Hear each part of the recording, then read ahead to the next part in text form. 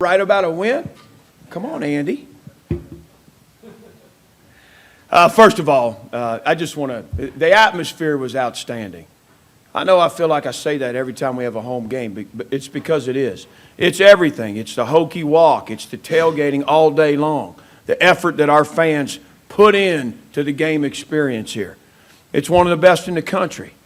And our players love playing in that environment, feeling that environment. Our recruits eat it up. So I thank all the fans, all the Hokies out there. It was a great performance by them today. I also want to congratulate and celebrate the 99 team. It's fantastic having them back. The tradition, the foundation, they came out to practice yesterday. We had a chance to kind of visit with them a little bit. But, they laid the foundation. And they certainly set the standard and the expectations. Why I came to Virginia Tech, why our players come, what people expect. They raised the bar. And, so we're very appreciative of them. It was awesome to celebrate them tonight. I'll take some questions. Brent, that first drive, of the offensive drive of the second half, 12 plays, 11 runs.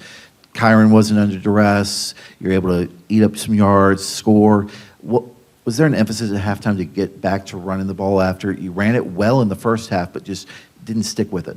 Yeah, to be honest, we had some moments in the first half, and for various reasons, we couldn't run it consistently enough. But I thought the offensive staff, again, did a nice job at halftime. And, the players had great determination from the onset, I thought. It felt different.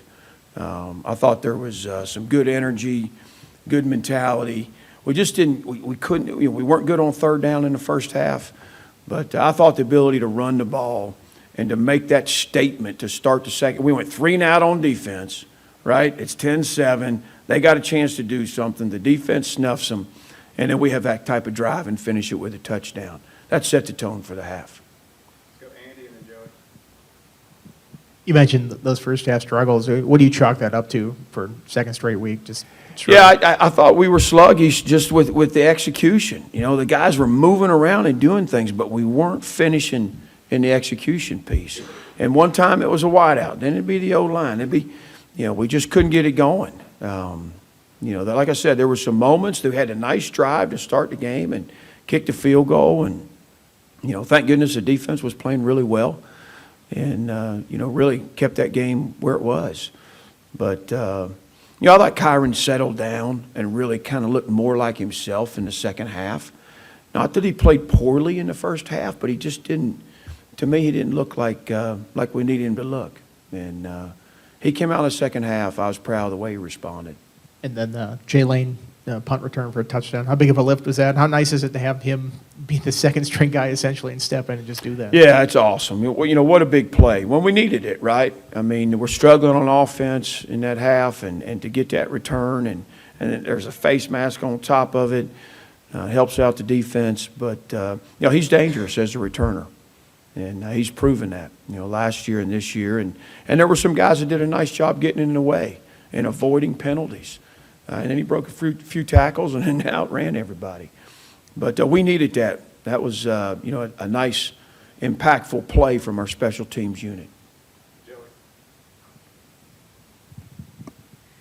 Hey, Coach, congrats on the win. Thank you. With the fact that, and to the frustration of many Hokies fans, that this is now 2 games in a row that you guys have really struggled in the first half, what do the conversations look like with the team and with Tyler Bowen about how important it is to get off to a hot start and not have 3 games in a row where we're struggling in the first half?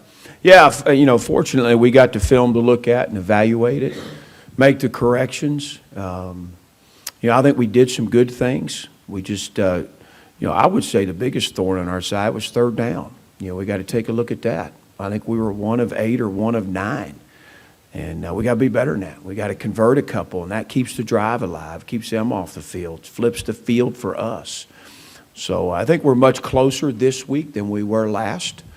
But I think there's a lot to build on in the second half of complete offense that we can lean into and grow from.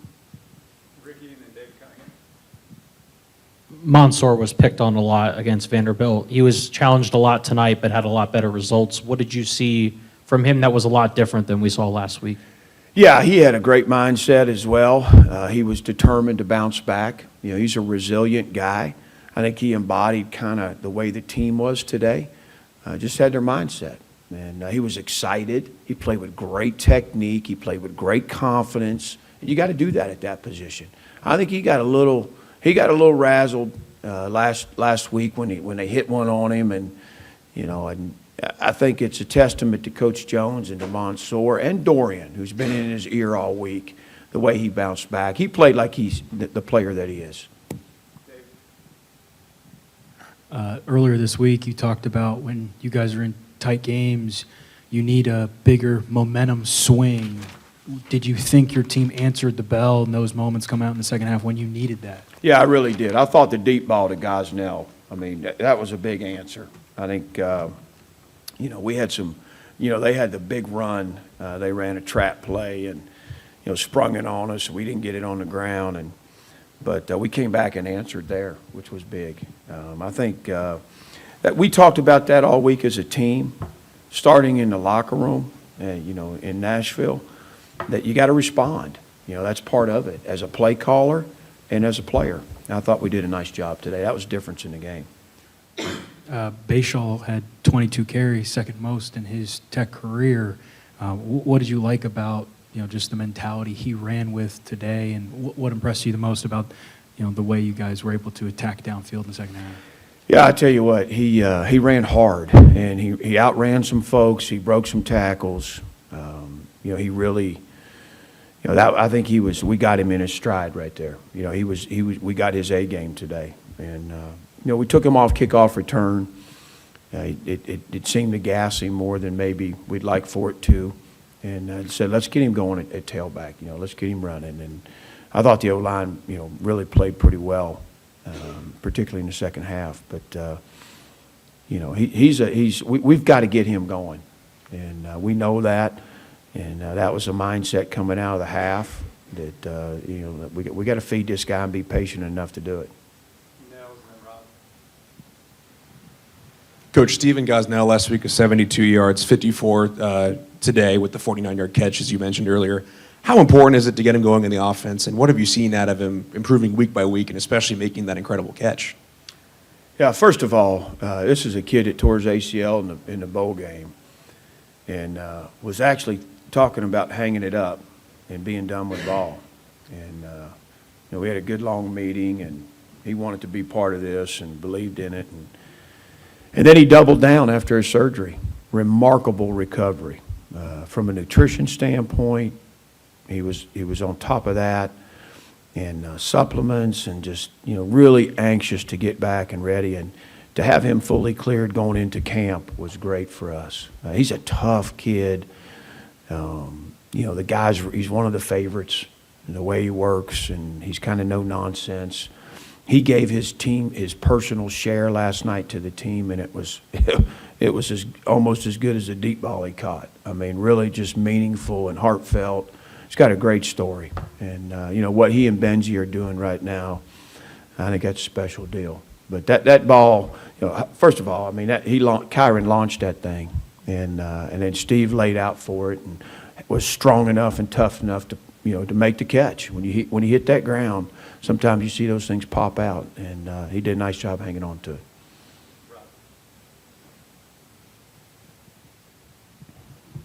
Coach, you mentioned earlier this week you wanted to see the offensive line improve in the passing game after some free rushers got through last week. In the first half, when you guys were throwing the ball, there were still some times where there were free guys coming off the edge. What would you like to see improve in that regard? Is that a scheme thing, or what do you think needs to be better in that regard? I think it's a little bit of everything right now. There's a couple of things from a protection standpoint. There's a couple of times we just got beat, and there's a couple of times we hung on to the ball or we just didn't get open. So it wasn't just any one thing. I thought the guys played better up front today. I really did, and I thought they stepped it up in the second half. But we still have to be better. And let me say, Marshall had a couple of edge guys that we knew were going to be a problem. Good players. 15 is a pass rush guy that could make things happen in this league. So we had our hands full right there. But I thought once Kyron settled down and went through his reads and progressions, we were much better. Got the ball out of his hand more timely. And when you can run the ball, it keeps guys off balance. All right, two more. Andy, and we'll finish with Joey. You had 12 pass breakups by the team today. It seemed like a lot of those one-on-one situations, guys were coming through in those. How do you feel about the pass defense, especially some of the younger guys like Lovett seemed to get a lot of snaps today? Yeah, that was excellent to see. They challenged us. I thought we were in good position, good coverage. I think we just had the one defensive holding down in the red zone. I thought we played pretty clean. We were able to get those pass breakups without drawing the flag, which is challenging sometimes. But, I thought there was pretty good pressure.